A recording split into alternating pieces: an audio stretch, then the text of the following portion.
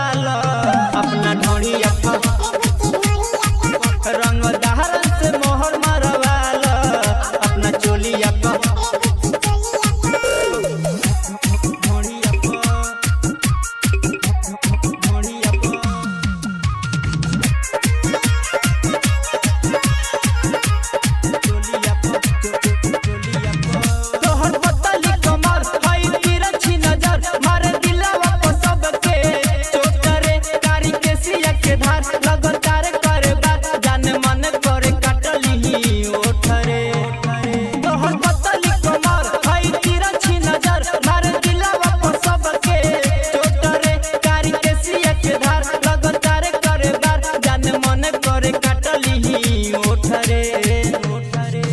कोनो नजर उठा के न ताकी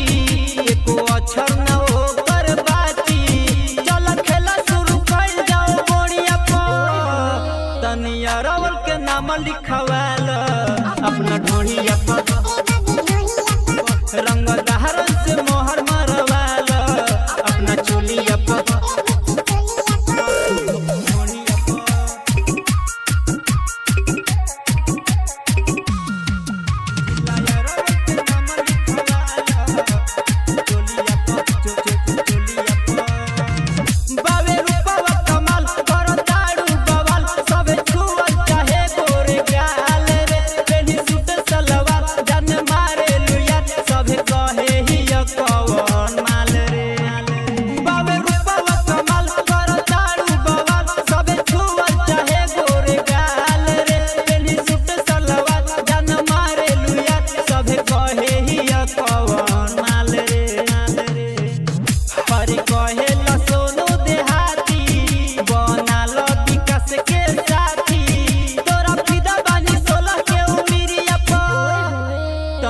रवल के नाम लिखवाल